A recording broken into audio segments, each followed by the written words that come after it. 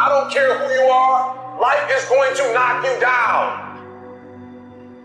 Listen to me, many of you right now, life's got you up against the rope, and you got to do me a favor. Like, you can't give up, you can't give in. Pain is temporary. Pain is your friend. Pain is going to take you to the next level. When you going through pain, I know what you feeling. I know exactly, because I've been there, I've done that, but you got to work through it.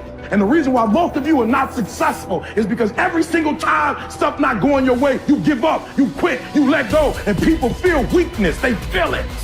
You can feel when somebody's not committed, when they're not all in, when they're not dedicated. And there's another level you get to when you go all in. Winners win and losers lose. There are going to be times that you're going to be wondering, why should I keep showing up and working my business? Why should I keep at it? Why should I keep showing up to the conventions? Why should I keep picking up the phones and making the phone calls? Why should I keep fighting for my goals and fighting for my dreams? And what I want to remind you is that you got to show up for your life regardless of the circumstances. You got to show up in spite of the naysayers. You got to show up in spite of the conversation going on in your mind. You got to show up for your life, because if you don't, nobody else will. If you want unreasonable results in your life, you've got to be willing to be unreasonable. Part of being unreasonable, you don't judge according to appearances. Part of being unreasonable, you can see it because you believe it. You must have the faith to call forth those things that be not as though they were. You've got to decide, I deserve this, and I'm going to have it. You've got to say yes to your life. You've got to say yes. Yes to my dreams. Yes to me. Yes, I can make it. Yes, I can. Doesn't matter how many failures I've made. Doesn't matter how many mistakes I've endured. Doesn't matter about my defeats. Doesn't matter about what I've done. Yes, yes. I don't care about the fact I'm in a hole now. Doesn't matter about where I am. The last chapter to my life has not been written yet. If you judge me now, you'll judge me prematurely. I'm still in the process of transforming my life. I'm still in the process of becoming. Yes. The brilliance of Thomas Edison was not in his mind. It was something much more ordinary and often much less respected. I've got no imagination, he once said. I never dream. I've created nothing. If you're someone who doesn't like Edison, you might think that this is Edison admitting to stealing his inventions from other, more brilliant inventors, like Nikola Tesla. Not quite, but he did readily concede that most of the credit belonged to something other than his brain. The genius hangs around his laboratory day and night, Edison said. If anything happens, he's there to catch it. If he wasn't, it might happen just the same. Only it would never be his. What he's talking about is showing up. The incredible, underrated power of clocking in every day, putting your ass in the seat, and the luck this seems to inevitably produce. Edison lived in his laboratory and never missed a day. Like Gehrig, even when he was sick, when he was tired, or when visited by tragedy or disaster. The modern conveniences we can trace to his lab then owe far more to his body than his brain, to the compounding power of consistency rather than sheer brilliance. It wasn't about inspiration. It was about getting to work, show up and try. Get on the treadmill, pick up the violin, script out some sequence, reach out to some clients, read some reports, lift a couple weights, jog 1 mile, cross one thing off the to-do list, chase down a lead. It doesn't matter what it is. All aspects of our life benefit from this circumscribed kind of discipline. Just as long as you do something every day, that is the important thing. Show up. When you're tired, when you don't have to, even if you have an excuse, even if you're busy, even if you won't get recognized for it, even if it's been kicking your ass lately, once something is done, you can build on it. Once you get started, momentum can grow. When you show up, you can get lucky. Is this still hard? Yes. But the good news is that because it's hard, most people don't do it. They don't show up. They can't even do one tiny thing a day. So yes, you're alone out there on the track in the rain. You're the only one responding on Christmas. But having the lead is, by definition, a little lonely.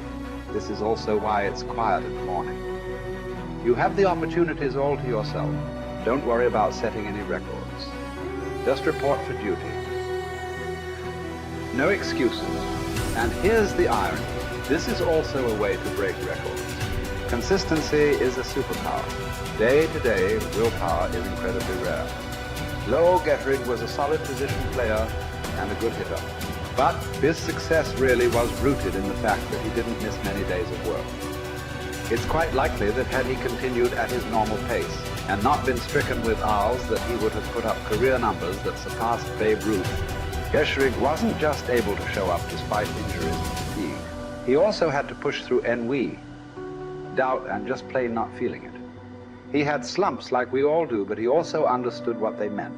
As a minor leaguer, he had struggled at the plate and thought about quitting. The Yankees' owner sent down a scout to walk Gehrig through the very basic math of a batting average. A good hitter hits 300, and hitting 350 is terrific. Hitting 400 is almost unheard of.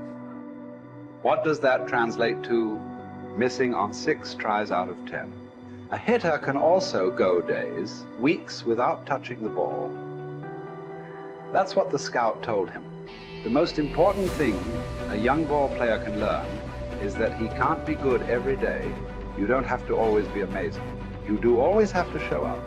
What matters is sticking around for the next at-bat. The ability to do that, coupled with the ability to endure what John Steinbeck called dogly days while writing Easter Eve. Those days when everything seems out of whack, when you're just not feeling it, when the distractions won't stop, is the first step to greatness. Literally. You cannot be great without the self-discipline to do that. One thing a day adds up. Each day adds up. But the numbers are only interesting if they accumulate in large quantities.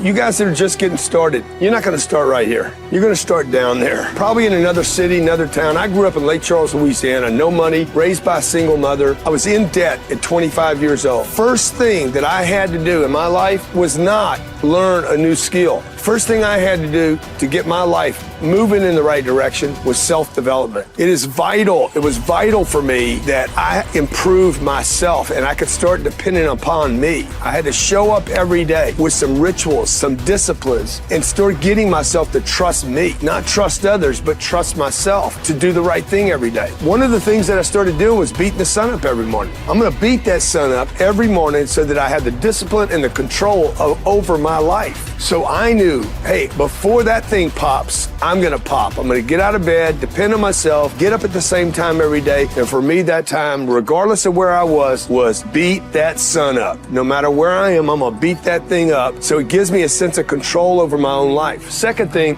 I had to start cleaning up my life and my friends and my environment. When I was younger, between 15 and 25, I was doing crazy stuff in my life. Wasting my weekends. I have the saying, weekends are for the weak. I was drinking, fooling around with a bunch of bad things, bad people. At 25 years old, I cleaned it all up. Quit going to those places. Quit hanging out with people that did not have ethics and discipline in their life. I wanted to build something in my life. I wanted to become someone. And to do that, to become someone in the eyes of the world, just beating that sun up every morning gives me the sense of accomplishment, that I did what I said I was going to do, that I woke up when I said I would wake up, and I start building respect for myself, start believing in myself so that I can go out into the world. And maybe today when I go into this meeting that I'm dressed for, they'll believe in me as much as I believe in me, and that'll show up in a contract, a deal, maybe even some money.